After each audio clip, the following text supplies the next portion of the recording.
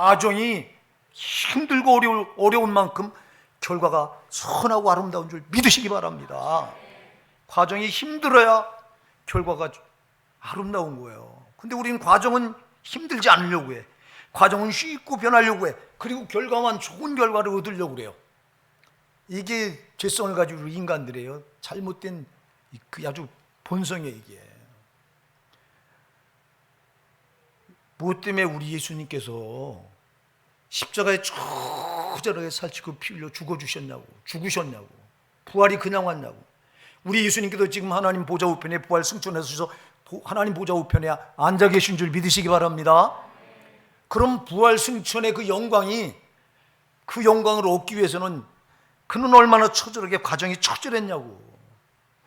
자기 생명을 십자가에 내줘야 됐잖아요. 자기를 십자가에 갈갈이 살을 다 찢김을 당하는 고통을 통과해야 됐잖아요. 단 한 방울의 물과 피를 다 쏟으시기까지 십자가에 달려 내가 목마르다고 하는 지옥 형벌의 고통을 거기서 절규하면서 몸소 체험하시는 이 과정을 통과한 뒤에 부활과 승천의 영광이 주어진 거잖아요. 예수님은 명백하게 이런 과정이 너희에게도 필요하다는 거예요. 근데 우리는 이 과정을 쉽고 편하게 이 과정은 그렇게 가고 영광만, 결과만, 천국이라고 하는 결과만 우리는 붙들려고 한다면, 그걸 내 걸로 만들려고 한다면 이건 마귀의 심보이고 안 된다 이 말이에요. 사랑하는 여러분, 과정이 중요하다 이 말입니다. 그리고 여러분, 과정은 쉽지 않다는 걸 여러분 꼭 기억하셔야 된다고. 하나님께서 이스라엘 백성들을 약속의 가나안 땅에 들여보내시기 위해서 40년을 이끌어 가시는 그 광야의 과정이 쉬운 게 하나도 없었잖아요. 똑같은 거예요, 여러분. 우리를 천국으로 인도해 나가시기 위해서 끌어가는 이 인생 과정은요, 쉬운 게 없는 거예요. 절대 여러분 쉬운 신앙생활 하려고 하지 마시기 바랍니다. 이거는 마귀의 아주 수법이 올무에 걸린 거예요, 이거. 예배도 안 드리고 더운데 예배도 빼먹고 새벽 기도도 안 하고 기도도 안 하고 쉽고 편하게 신앙생활하면 얼마나 좋아.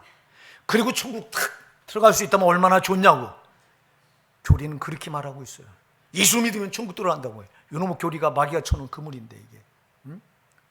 그런 길은 없다고 예수님께서 십자가에 못 박혀 자기 생명을 버리시면서까지 과정을 보여주셨잖아.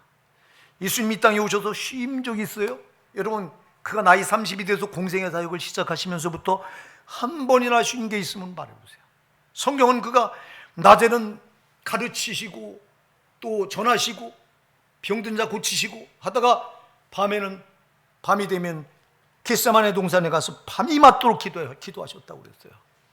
밤에는 밤새도록 기도, 낮에는 또 영혼을 살리려고 가르치시고 전하고 병든 자 고치시고 귀신 쫓아내고 쉬인 적이 어디 있냐고. 그러다 결국 그런 선한 일을 하는데도 인간들은 그를 배척하고 귀신 들렸다고 말하고 그러면서 처절하게 십자가에 대못을 박아 버리는데, 우리 예수님께서 이렇게 처절한 이 과정을 통해서 부활과 승천의 영광을 얻으시는, 결과를 얻으시는 걸 이렇게 몸소 보여주신 이유가 뭐냐고. 그건 우리에게 그 하나님의 가르침인 거예요. 너희가 결과를 소홀히 하지 말라는 거예요. 그리고 너희가 천국에 들어가기 위해서 겪어야 되는 과정은 만만치 않다고 하는 걸 보여주는 거예요. 여러분, 왜 과정이 힘든지 아세요? 사탄과의 싸움이기 때문에 그런 거예요. 마귀는 우리를 천국 들어가지 못하도록 발목을 가는 곳마다가, 여러분 시편 140편 5절에서 말씀하고 있잖아. 줄과 올무와 또 그물과 함정을 네 가지 줄을 쳐놓고 올무를 쳐놓고 그물까지 쳐놓고 함정까지 파놓고, 그럼 우리가 조금만 잘못하면 어디 걸리든 걸리게 돼 있어요. 우리가 살아가는 인생 과정, 이 광야는 마귀와 처절한 싸움의 과정인데 뭐가 힘들지 않은 게 어디 있냐고. 다 힘든 거지. 힘든 거 여러분 원망하지 마시기 바랍니다. 불평하지 마시기 바랍니다. 당연한 겁니다, 여러분. 그래서 우리가 힘들 때마다 누구를 바라보라고 그래요? 믿음의 주여 또 온전케 하신 예수를 바라보자 그러잖아요. 히브리서 12장 2절에서 저는 그 앞에 있는 즐거움을 위하여 십자가를 참으사 부끄러움을 개의치 아니하시더니 하나님 보좌 우편에 앉으셨느니라 말씀하시잖아요. 여러분, 힘들 때마다 우리는 예수 바라보셔야 돼요. 그분은 내가 암만 힘들어도 우리 예수님만큼 힘들겠어요? 그분이 뭐 때문에 그 어려움을, 힘든 과정을 뭐 때문에 감당하셨어요? 나 때문에 그렇잖아요. 나를 억만죄에서 구원하시려고 내 대신 당신이 십자가에 달리셔서 처절하게 지옥 형벌의 고통을 다 받으셨잖아요. 살 찢겨나가는 고통, 우리가 암만 힘들어도 살이 진짜 살점을 뚝뚝 떼어내는 고통을 받아본 적이 있어요? 우리가 암만 힘들어도 단 한 번의 물과 피를 탁 쏟아내는 고통을 받아본 적이 있어요? 없잖아요. 그러니까 여러분, 과정이 암만 힘들어도 나를 위해서 그렇게 처절하게 고통당하시는 우리 주님, 정말 애매히 고난당하시는 주님을 바라보면 이길 수 있잖아요. 그래서 믿음의 주요 또 온전케 하신 예수를 바라보자 말씀한 거예요. 답은 예수밖에 없어. 예수. 여러분, 과정이 중요해요. 과정을 어떻게 하느냐에 따라서 결과가 달라지기 때문에 과정이 중요하다고. 우리가 이스라엘 백성들을 과정을 너무 잘 알잖아요. 하나님께서 애굽에서 이스라엘 백성들이 이끌어내서 약속의 가나안 땅이 저들의 목적지인데 이 광야 40년을 반드시 통과해야 되는데 저들이 이 과정을 어땠어요? 저들의 과정이 어땠는가 우리가 너무도 잘 알잖아. 저들의 과정이 너무 힘들고 어려우니까, 힘들고 어려울 때마다 뭐예요? 원망하고 불평하고 낙심하고 좌절하고, 뻑하면 돌 집어들고 모세를 때려 죽이려고 하고, 지도자를 바꾸려고 하고, 애굽으로 돌아가자고 말하고 있고. 저들 그 과정이 그랬을 때 결과가 어땠어요? 60만 3,550명 중에 2명 빼고는 다 그 광야 노중에 다 죽어버려요. 약속의 가나안 땅을 들어가지 못해요. 왜 그 결과를 못 얻어요? 과정에서 실패했기 때문에 그래요. 과정에서 성공해야 돼요, 여러분. 과정에서 실패하면 안 돼요. 마귀는 요 과정에서 우리를 붙들고 늘어지면서 처절하게 여기서 실패하게 하려고 하는 거라고. 이 과정을 이기셔야 되는 거라고요. 이걸 영적인 싸움이라고 말하잖아. 과연 이기고 있느냐 이 말이야. 조금만 어려워도 우리는 뒤로 물러나고 타협하고 이러지 않냐고. 과정에서 지면 결과가 없는 거예요, 여러분. 과정에서 이겨야 영광이 내게 되는 거예요. 우리는 아까도 얘기했지만 과정은 무시하고 영광, 천국의 영광만 찾고 이것만 내 걸로 만들려고 하니 그런 게 어디 있냐고. 성경은 심은 대로 거둔다고 하는 법칙을 아주 명확하게 갈라디아 6장 7절에 말씀하잖아요. 스스로 속이지 말라. 하나님은 만물이 여김을 받지 아니하시나니 사람이 무엇을 심든지 심은 대로 거두리라. 우리가 과정에서 무엇을 심느냐에 따라서 결과가 달라지는데, 그리고 아까도 얘기했지만 우리가 나가는 과정은 쉬운 과정이 하나도 없는데 다 어려운데, 오늘도 여러분 이렇게 예배당에 나오셨어요. 오늘 여기까지 나오시는데 여러분 수고 없이 여기까지 나오신 분이 누가 있냐고. 다 여기 지금 날씨가 얼마나 무더워요. 오늘 새벽기도 마치고 딱 가는데 여기 나가자마자 사거리에 관광버스가 한 대 탁 떼져 있는데 사람들이 알록달록한 옷을 입고 뭐 등짐을 메고 뭐 놀러 가려고. 근데 우리 성도님들은 아침에 새벽 기도에 새벽부터 나와서 또 목사님이 한 소리 해가지고 또 늦으면 안 되니까 그냥 시간 지켜서 나와가지고 또 그냥, 그리고 예배 마치고 돌아가는데, 그리고 오늘 이렇게 여러분들 얼마나 날이 좋아. 막바지 지금 휴가철인데 놀러 가지 않고 여기까지 나오신 여러분, 이 과정이 쉬운 거냐고. 오늘 이 자리에 예배 드리신 여러분이 승리한 줄 믿습니다. 마귀는 과정에서 주저앉히려고 하는데, 그래서 여러분 과정을 어떻게 우리가 대처하느냐. 우리가 어떻게 과정을 마귀와의 영적인 싸움에서 이 과정에서 나를 주저앉히려고 하는데 여기서 내가 어떻게 반응하느냐가 정말 중요합니다, 여러분. 그래서 신앙은 과정이 잘못되면 안 돼요. 세상 사람들은 과정을 무시하고 결과만 가지고 논하는데 하나님은 결과보다 과정을 더 중요하게 여기시는 거예요. 예수님이 그래서 십자가에 자기 살을 전부 갈갈이 찢겨서 자기를 희생하신 게 과정이 얼마나 중요한 걸 보여주신 거라고.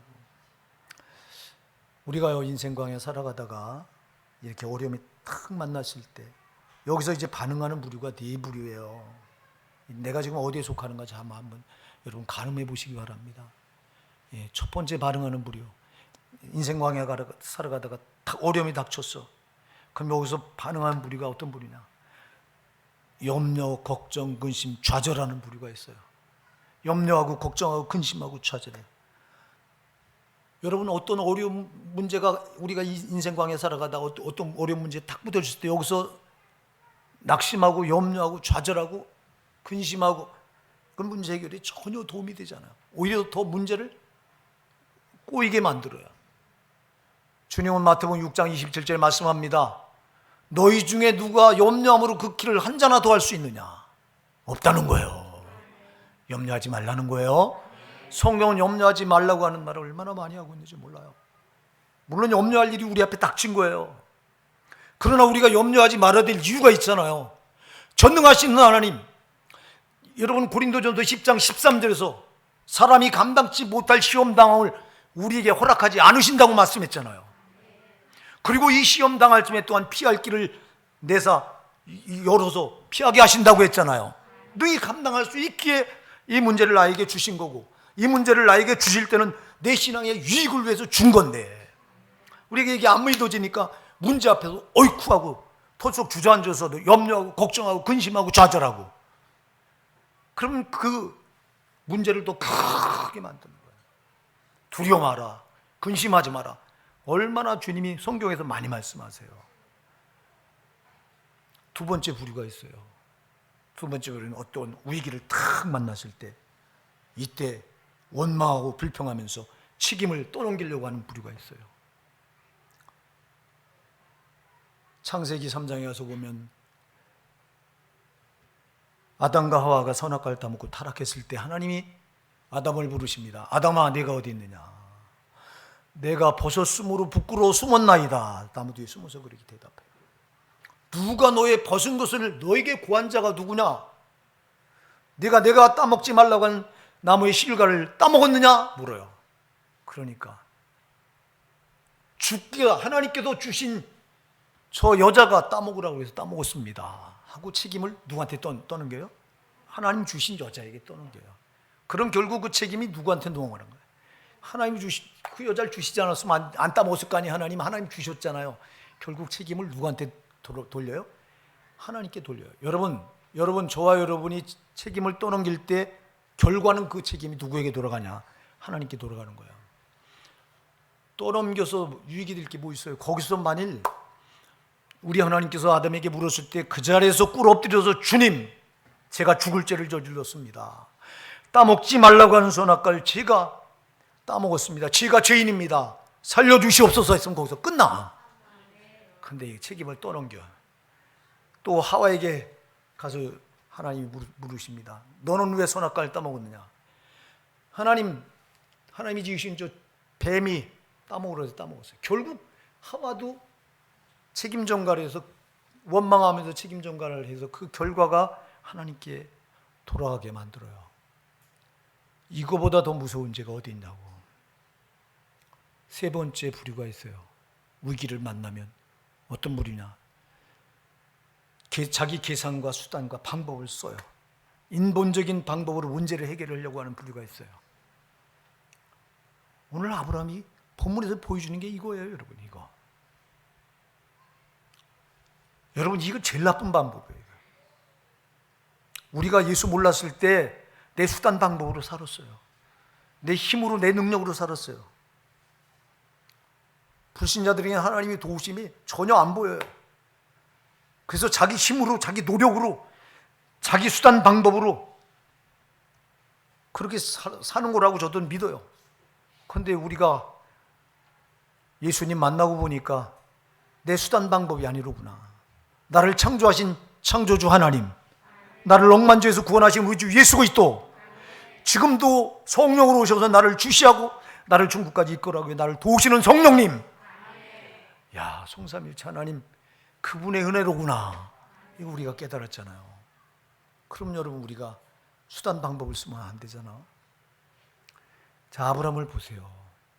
하나님께서 창세기 12장 1절로 3절에 보면요, 아브라함을 찾아오셔서 말씀하십니다. 하나님이, 너는 너희 본토 친척 아비집을 떠나 내가 네게 지시할 땅으로 가라. 내가 너로 큰 민족을 이루고 네게 복을 줘 내 이름을 창대케 하리니 너는 복의 근원이 될지라. 너를 축복하는 자에게는 내가 복을 내리고 너를 저주한 자에게 내가 저주하리니 땅의 온 족속이 너를 인하여 복을 얻으리라. 놀라운 복을 줘요. 이 말을 듣고 아브라함이 하나님 말씀을 따라갔다고 그랬어요. 순종했다고 그랬어요. 그리고 온 곳이 지금 가나안 땅이에요. 가라고 해서, 너는 너희 본토 친척 아비집을 떠나 내가 네게 지시할 땅으로 가라고 해서 온 곳이 가나안 땅이에요. 하나님 약속 있는 땅이에요. 근데 이 약속의 땅에 기근이 들어요. 가뭄이 들어서 도무지 먹고 살 길이 없어요. 여러분, 하나님 정해주신 믿음의 영역이 아무리 힘들어도 이건 이탈하면 안 되는 거예요. 여기 떠나면 안 되는 거예요. 여러분이 예수 믿는 이 믿음의 영역 이 안에 들어왔으면 이게 암만 힘들어 여기를 떠나면 안 돼요.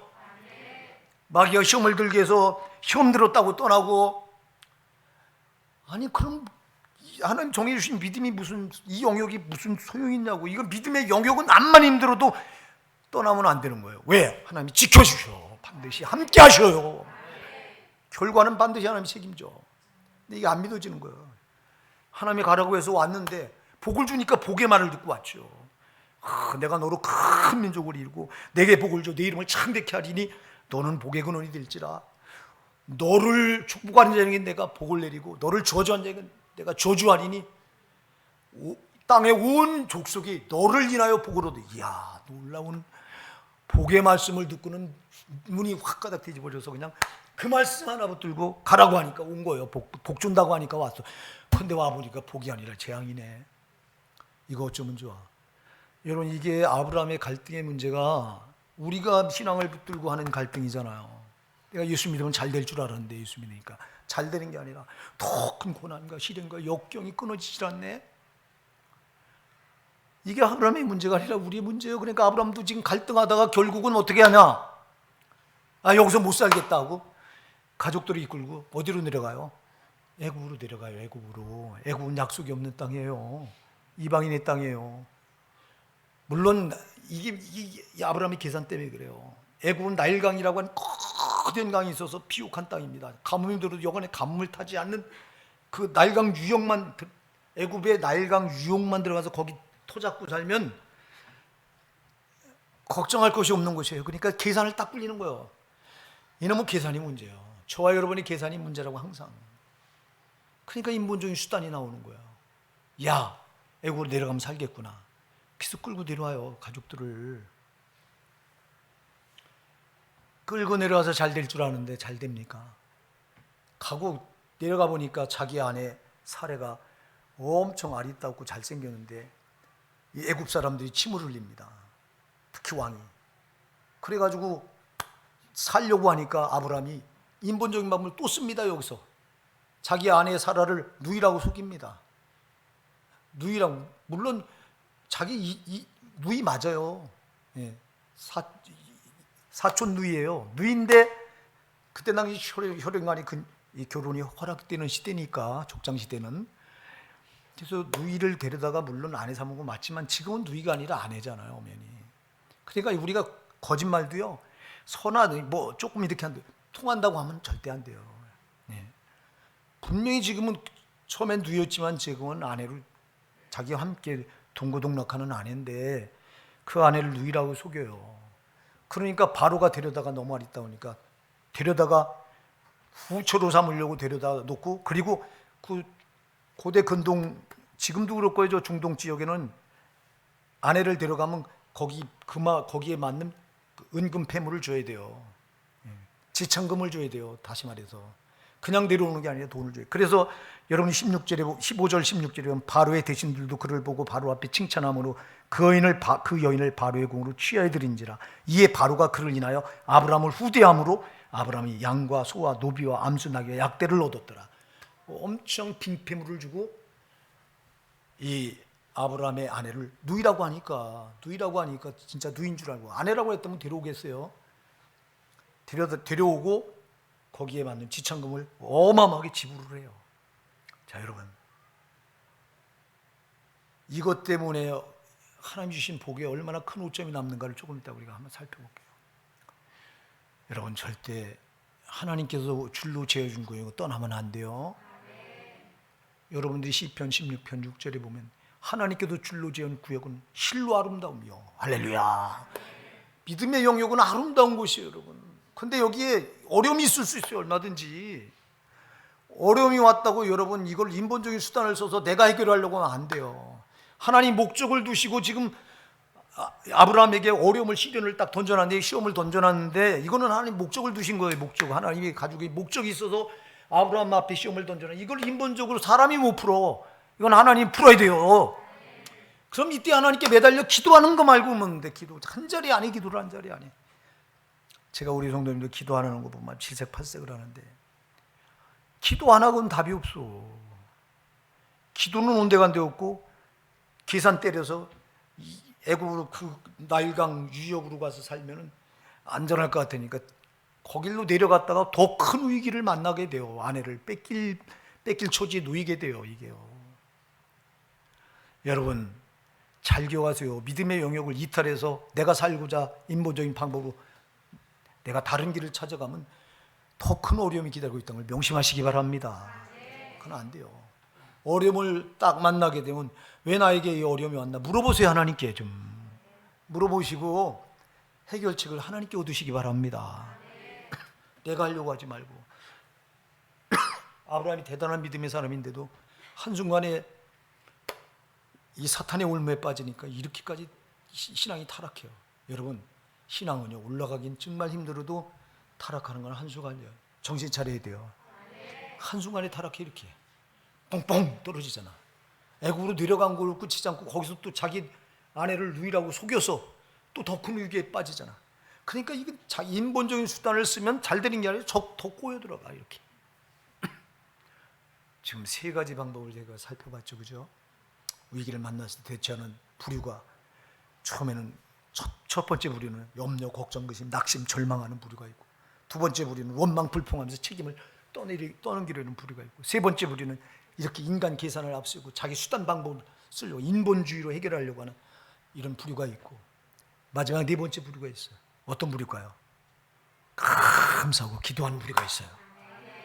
나는 여러분이 여기에 해당되기 바랍니다. 감사하고 기도해요. 어려움을 만나니까 하나님께 기도로 물어요. 하나님, 저에게 어려움을 주신 이유가 있을 텐데 이 어려움을 주신 이유가 뭔지 알게 해주세요. 그리고 그 결과를 주님께서 선하게 결과를 허락하실 걸 믿고 감사해요. 이야, 믿음 있는 사람이죠, 이거요. 정말 믿음 있는 여러분 되시기 바랍니다. 아브라함이요, 아까도 얘기했지만 믿음이 대단한 사람이잖아요. 믿음의 조상입니다. 아브라함은 복의 근원이요, 믿음의 조상이에요. 얼마나 하나님이 아브라함을 사랑하셨으면 아브라함을 선택하고 아브라함의 씨를 선택한 하나님의 선민으로 삼냐고. 아브라함의 후손이 이스라엘 백성들이잖아요. 이만큼 하나님이 아브라함을 신뢰하고 믿을 만큼, 하나님이 인정할 만큼 아브라함은 대단한 믿음을 가졌던 사람인데 한순간에 사탄의 올무에 걸려드니까 그 믿음이 쭉쭉 떨어져 버리는 거야. 자만하지 마시기 바랍니다. 내 믿음이 좋다고 절대 교만하지 마시기 바랍니다. 정말 우리는 겸손해야 되고 언제나 어질지 모른다. 그래서 선줄로 생각한 자는 넘어질까 조심하라고 하는 고린도서 10장 12절 말씀을 꼭 붙들고 항상 하나님 앞에 겸손하시기 바랍니다.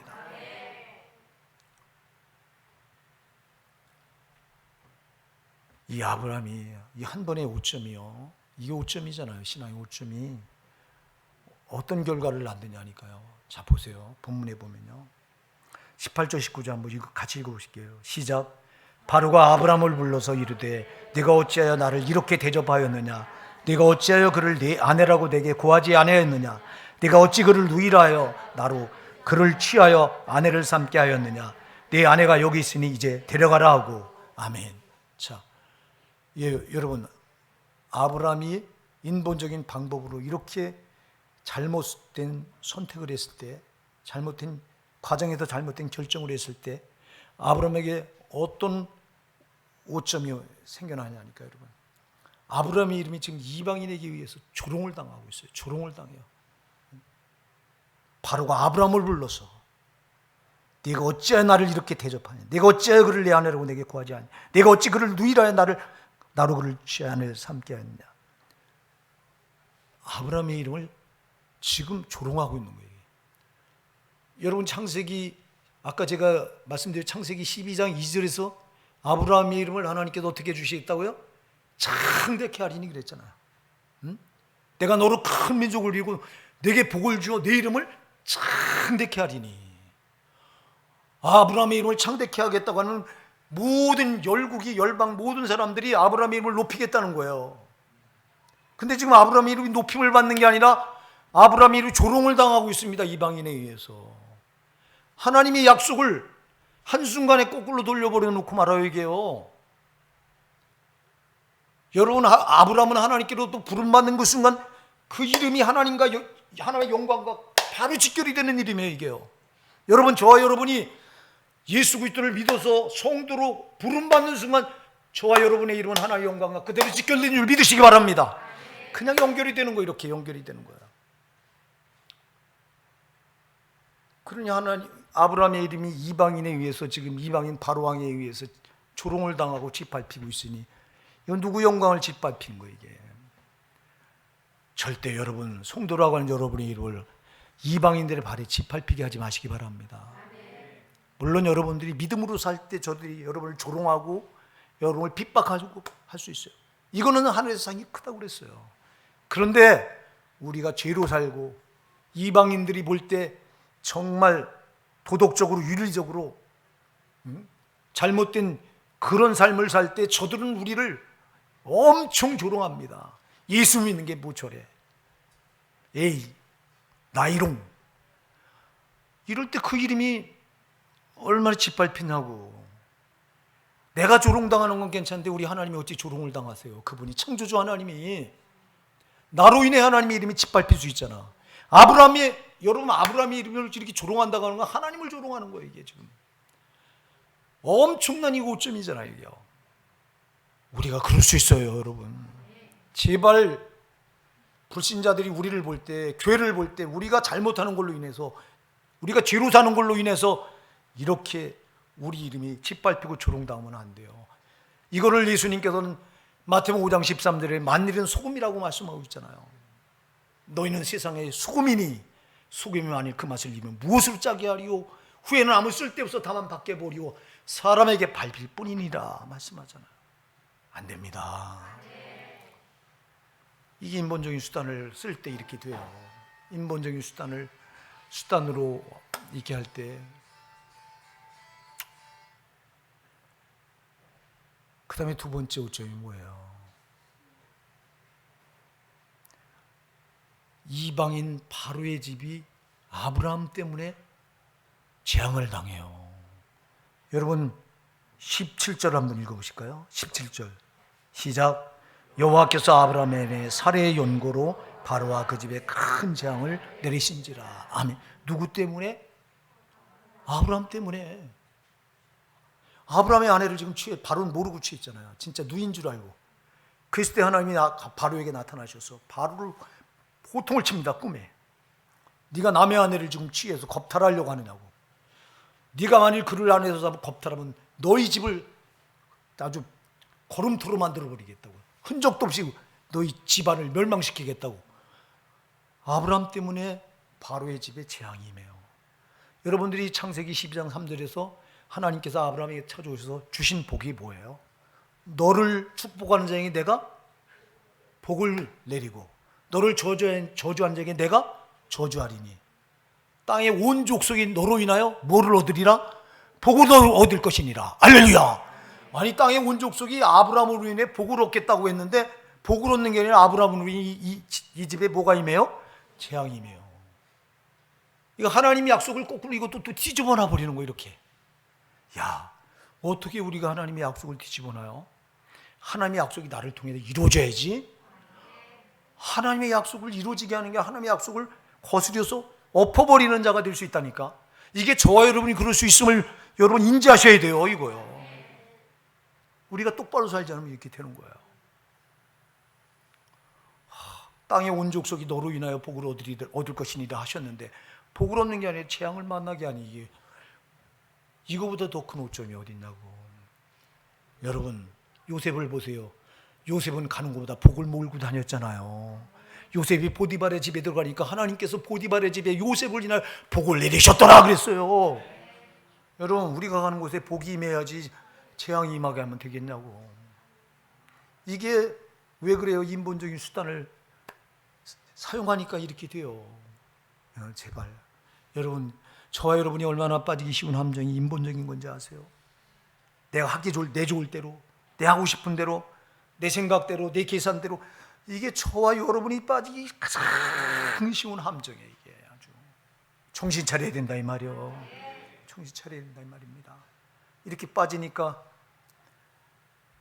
천대케 하리라고 하신 아브라함의 이름이 땅에 짓밟혀도 조롱을 당하는데 하나님 영광까지 짓밟게 하고 땅의 온 족속이 너로 인하여 복을 얻을 것이니라 하는데 복을 얻는 게 아니라 재앙을 만나게 하고 하나님의 약속을 완전히 뒤집어 버리게 만드는 이런 결과를 만들어내요. 더 큰 문제가 뭔지 아세요? 여러분 아브라함의 인생에 하라가 껴들어요. 하갈이 껴들어요. 하갈. 여러분 16절 한번 같이 보실까요? 16절 시작. 이에 바로가 그를 인하여 아브라함을 후대함으로 아브라함이 양과 소와 노비와 암수 나귀와 약대를 얻었더라. 아멘. 자, 아브라함의 아내를 누인 줄 알고 끌어다가 자기 후처로 삼으려고 후궁으로 삼으려고 하면서 이제 지참금을 주는데 그때 뭐를 줍니까? 아브라함이 양과 소와 노비와 암수 나귀 약대를 얻었더라. 예, 여러분 여기 양과 나귀와 염소 이런 거는 당시 재산이잖아요. 재산과 동시에 또 뭘 얻어요?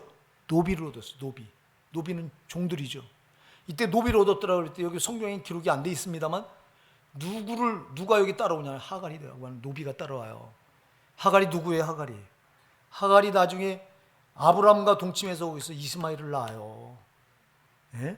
하나님은 아브라함에게 내 씨는 사라에게서 나온 씨가 내 약속의 씨가 될 것이라고 언약을 딱 맺었는데 아브라함이 가나안 땅에 가서 기거한 지 10년이 지났는데도 나이 75세 그 나이 75세에 여러분 부름을 받거든요.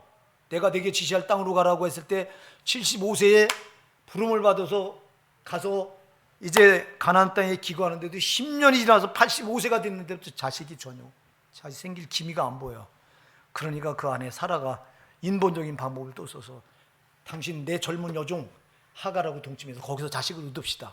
그럼 그 자식이 내 자식이더니 그렇게 합시다. 그래서 그 말을 옳게 여겨가지고 아브라함이 이 하갈과 동침해서 거기서 자식을 낳게 되는데 그게 이스마엘이에요. 이게 인본적으로 얻은 자식이에요. 이 자식과 사라 본처 몸에서는 사라 몸에서는 이삭은 신본적으로 하나님 약속으로 얻은 신본적인 씨예요. 이스마엘은 인본적인 씨예요. 여러분 성경은 인본적인 것과 신본적이 대립해야 돼요. 끝까지 그래요. 결국 그래서 이스마엘과 이삭과 대립하잖아요. 지금은 그 후손들이 대립합니다.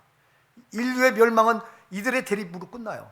이들이 대립해서 결국은 여러분 종교 간의 갈등으로 종교 전쟁으로 끝나게 돼 있어요. 세상은. 여러분들 요한계시록을 보면 일어나는 데 중동이에요. 중동이 화약고요. 3차 세계대전은 중동이 화약고가 돼서 거기서 세계가 망해요. 이건 여러분들이 예수결소에 가서 보면 나와요. 에스겔 38장 이하에 가서 보면 여러분 거기에 화약고라고 게 명백히 기록이 돼 있어. 그러면 보세요.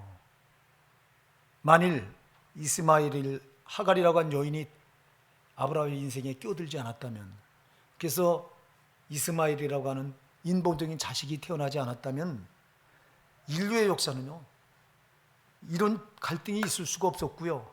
지금 여러분 이스마엘 후손이 아랍이에요. 그들이 믿는 종교가 이슬람이에요. 유대교가 지금 이스라엘에 믿는 종교 유대교죠. 이들이 이제 기독교를 받아들여요, 결국은요. 그럼 나중에 끝에 가서 기독교와 이슬람교가 붙게 되는 거예요, 이렇게. 그리고 이것 때문에 핵전쟁이 일어나게 되는 거라고. 여러분, 이 아브라함의 단 한 번의 오점이 이 어마어마한 비참한 결과로 이어지게 되는 거야. 여러분, 우리는 인생 과정에서 쉽고 내 인본적이고 내 계산적인 걸로 결정해서 한 것들이 이렇게 하나님 뜻과 대치가 되면서 결국은 이렇게 비참한 결과로 이어지게 되는 거야. 우리가 정신을 바짝 차리고 절대 인본적인 방법은 내려놔야 돼요. 여러분, 내가 예수 믿는 순간 나는 십자가에 처절하게 못 박아야 되는 거예요. 제발 여러분들이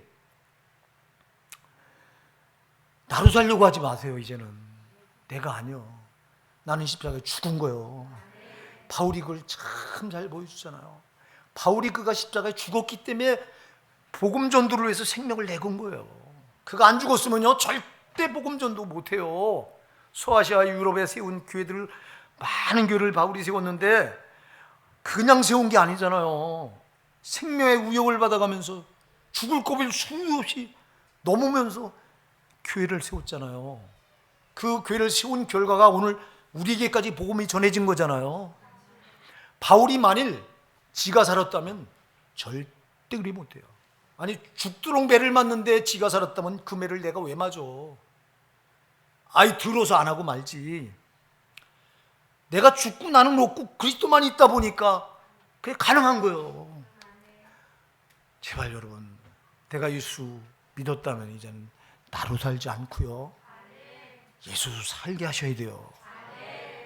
다시 말해서 인본적인 나를 포기하시고 하나님 방법대로 사셔야 되는 거예요. 우리가 아브라함이 이 감정 걸려든 함정이 저와 여러분이 수도 없이 걸려드는 함정이고, 지금도 여기 빠져서 헤어나지 못하는 분들이 지금 이 자리도 많이 계실 거예요. 우리 정신 차려야 돼요. 근데 감사하게도요, 아브라함은 이렇게 잘못해요. 이렇게 정말 아브라함이 너무 불신앙의 모습을 그대로 하나님께 보여드립니다. 하나님은 그런 아브라함을 끝까지 사랑하세요. 그래서 보세요, 그 아내를 바로 왕에게, 애굽 바로 왕에게 그 아내를 뺏길 위기에 놓으실 때 하나님이 개입하세요. 예? 하나님이 개입하셔서 17절에 여호와께서 아브라함의 아내 사레의 연고로 바로와 그 집에 큰 재앙을 내리신지라. 재앙을 내리셔요. 여러분, 이거는 하나님이 명백하게 개입하시는 표예요. 우리는 하나님께 심각하게 타락하고 정말 하나님 앞에 믿음을 보여드린 게 없고 할 때 우리는 정말 좌절하고 하나님 나를 사랑하지 않는다고 우리는 그렇게 단정하기 쉬워요. 여러분, 하나님은 절대로 포기하지 않아요. 우리가 아무리 불신앙을 보여도요, 제가 말했잖아요, 내가 육신을 잃고 입고 있는 동안 하나님이 나를 절대 버리지 않으신다. 육신을 입혀놓고 있다고 하는 건 내가 너를 절대 사랑한다고 하는 사인이다. 하나님 앞에 우리가 잘못됐다고 절대 기죽지 말고 틀렸다고 말하지 말고, 이때 우리가 더 해야 될 게 회개예요. 회개로 나가면 돼요. 주님, 내가 이렇게 어마어마한 죄를 졌고 무지막지한 죄를 졌습니다. 여러분, 우리가 회개만 하면 살아, 반드시. 아멘. 어떤 죄를 져도 회개만 하면 하나님은 다시 그때부터 시작하게 하시는 거예요. 근데 마귀는 자괴감에 빠뜨려 우리를. 너는 틀렸어. 너는 그것밖에 안 돼. 너는 해봐도 안 돼. 그리고 이 함정에다 나를 딱 가둬놓고는, 그리고는 스스로 포기하게 만들어. 절대 마귀의 자괴감에 걸려들지 마시기 바랍니다. 이렇게 이 어마어마한 잘못을 한 거예요, 이게 아브라함이 지금요, 이거요. 근데도 하나님은 아브라함에게 책임을 묻지 않아. 네가 왜 이랬냐고 따지지 않아. 그냥 무조건 바로에 찾아가서 그에게 그 집에 재앙을 내려서 그 누이를 아브라함의 아내를 도로 내주게 해요. 그래서 20절에 보니까 바로가 사람들에게 그의 일을 명하며 그들이 그 아내와 모든 소유를 보내었더라. 할렐루야. 마귀의 손에게서 지금 벗어나고 있는 거예요. 하나님은 절대로 저와 여러분을 포기하는 법이 없어요. 그래서 우리가 하나님을 사랑이라고 말하는 거예요. 하나님은 속성이 사랑이에요. 여러분, 포기할 수가 없어. 사랑은 중단이 안 되는 거예요. 제가 얘기하잖아요. 햇빛이 해를 중단할 수 없어요. 왜? 해는 햇빛이 그 본성이에요. 이 해는 그 비치는 빛이 그냥 빛이 그게 전부예요. 그게. 그래서 해가 오늘 기분 나쁘니까 내가 빛을 중단해야 되겠다고 중단하는 법이 없어. 기분 나쁘건 좋건 아무 상관없이 계속 빛을 비추듯이 하나님은 사랑이 속성이기 때문에 사랑을 멈추지 않으셔요. 내가 잘하건 잘못하건 아무 상관없어. 다만 내가 잘못한 걸 깨닫고 돌이키기만 하면 돼요. 문제는 안 돌이키는 거야. 안 돌이키고 계속 내가 가는 길로 가고 있는 거예요. 그럼 이거는 그 사랑은 그냥 일방적인 거예요. 그냥 손바닥이 이렇게 마주쳐야 소리가 나는데 한쪽만 앞만 해보세요. 소리가 나요? 하나님 앞만 사랑을 앞만 쏟아보세요. 내가 반응하지 않는데 하나님 나를 사랑할 때 나도 하나님 내가 여기 있습니다 반응해야 착소리가 나지. 제발 여러분, 그래서 하나님을 가까이 하라. 그리하면 너희를 가까이 하시리라. 야고보서 4장 8절에서 그렇게 말씀하는 거예요. 하나님 가까이 하시기 바랍니다. 회개가 뭐냐니까 하나님 가까이 하는 거예요. 내가 죄로 멀어지다가 하나님과 멀어지다가 회개는 하나님 내가 여기 있습니다 하고 얼굴 하나님께 보이면 하나님 가까이 나가는 게 회개입니다. 여러분, 하나님은 가까이 나오는 자에게 하나님도 가까이 하십니다. 하나님은 사랑을 중단하는 법이 없습니다. 포기하지 않으십니다. 여러분, 우리가 어떤 죄를 져도 포기하지 않으십니다. 내가 하나님을 포기하고 계속 잘못된 길로 내가 나가고 있는 게 문제지 이 길에도 돌아서기만 하면 삽니다. 여러분, 오늘 우리가 이 말씀을 마음에 새기셔서 하나님은 정말 저와 여러분을 자기 생명을 주시기까지 사랑하시는 분이기 때문에 포기하는 법이 없어요. 제발 육신을 입고 있을 때 이때 우리가 과정이 잘못되면 점검을 하시고 이 인생 광야에서 이 과정에서 돌이키기만 하면 살아요.